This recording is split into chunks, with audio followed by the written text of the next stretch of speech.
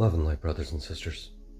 So there's a lot of talk right now about preparation and survival. Where do I go? What do I do? Where do I invest my money?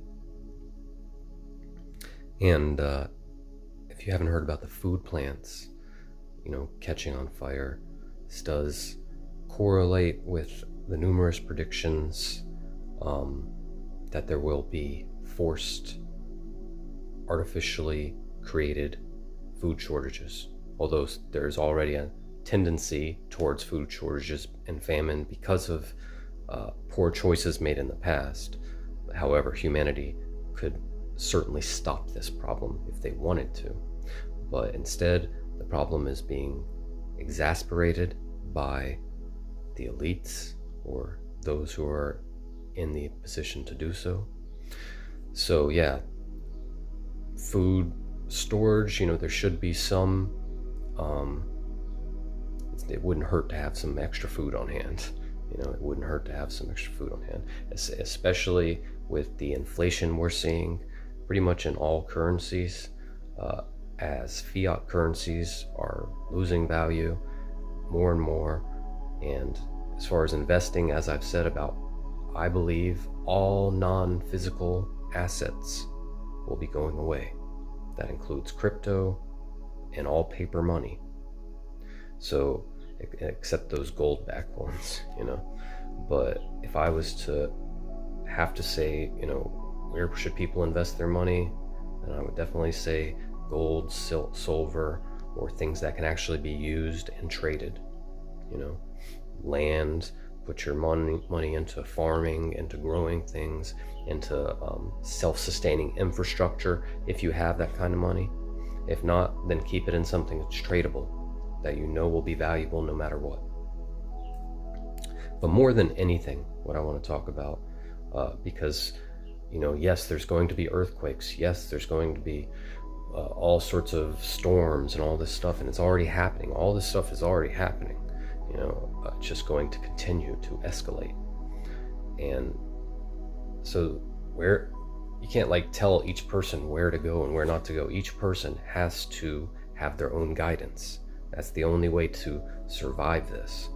But more than anything, I'd like to advise all light workers and anyone who actually knows about ascension and the new earth, however they see it, through whatever filter they see it, whether that's through a religious kind of filter, or through a spiritual filter, or through a metaphysical filter, however they see it. If you know that there is another option besides just Armageddon and the end of the world, if you know that spirit is real, if you have felt the call, if you have felt love return, any of these things, right? Then you don't need to survive. You don't need to survive. And that's something really big to remember, because if a meteor was to come down and hit this house right now, well, blessed be, blessed be, I ascend right then. So what's the worst thing that can happen? Remember, on the other side of these earth changes is, at least by comparison to what we've been living in, utter paradise. So whether these earth changes take 1 year or 10 years, and whether you personally take 1 year to purify, because you're doing the same thing as the earth. The whole collective is purifying all this negative stuff, and that's not pleasant. And we personally are purifying our negative stuff, and it's not pleasant. But the more you open up, the more you dedicate yourself to that process of purification, to allowing, to receiving higher energies, to allowing your patterns to be dissolved, to releasing things that don't work. The more willing you are to allow that process to happen, the more quickly it will happen. That's pretty much our only concern, because for those of us that know about ascension, death is not an option. It should be off the table. We should not be considering death anymore. Death of the physical body is the same as us going to New Earth. Just another way to get there. You can go there slowly by by slowly dropping the lower aspects of the physical body and moving into your higher bodies. Or you can go there in a flash by just dropping the physical body completely. The reason that we're doing it the other way is for ourselves, to keep a certain continuity of story and personality and experience. And also for certain lessons and growth to be learned, because we're here in a time of trial, and that provides much lesson and growth for ourselves personally and for the collective. But also, we're doing it this way so that we can be timed with each other. We can allow for those that are slower to catch up to those that are faster, and that those that are faster can help those that are slower. So it's allowing for that, and it's also allowing us to stay down here anchored in the darkness. The earth wasn't ready for this prior to us coming here. All these light workers had to incarnate here onto the planet first, into the darkness physically, bring it up to this point. So now at this point, yeah, if everyone wanted to just shift, we could do it any way we want. We could do it in a moment, in a flash, but that's not the way we've chosen to do it. And we're still trying to help the other collective. There are still people coming over. Not everyone has made their choice yet. So we had to really get down there physically to do it. And like, what I'm trying to say is, like, many times I have tried to rush my own ascension, to get to the fifth dimension completely physically, so that I don't experience suffering anymore,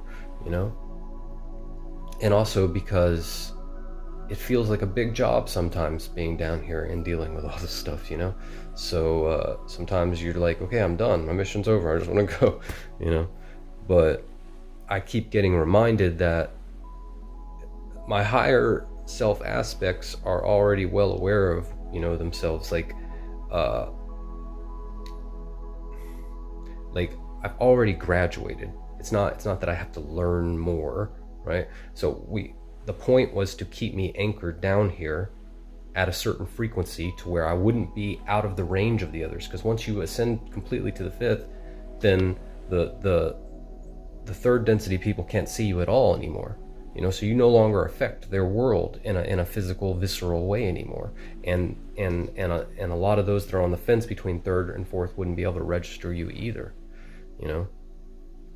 so in order to actually help more people, we've all had to keep ourselves anchored here. So we've had to walk a line between physical and higher density, between lower density and higher density. We've had to stay right in the doorway, a lot of us.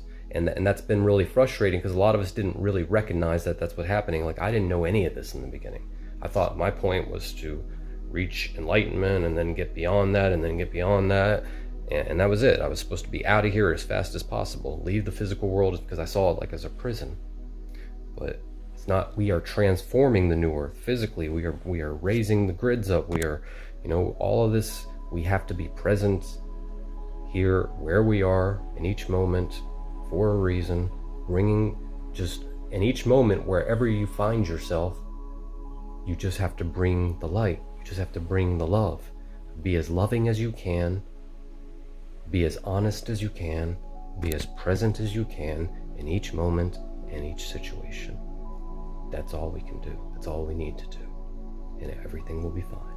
See, a lot of us, when we woke up and trying to understand what happened to us, and finding Western literature and religion completely unsatisfactory, we found the teachings of Ramana, Maharishi, Sargadhara Maharaj, Paramahansa Yogananda,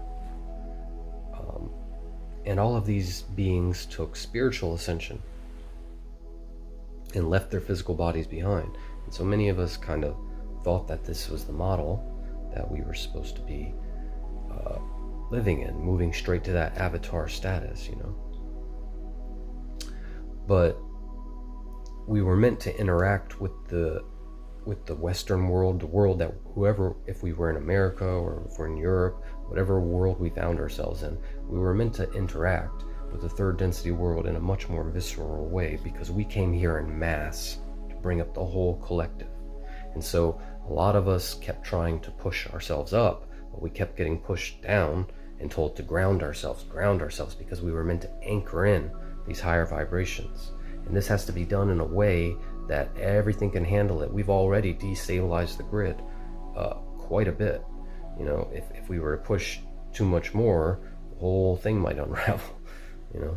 So everything is divinely timed and perfect.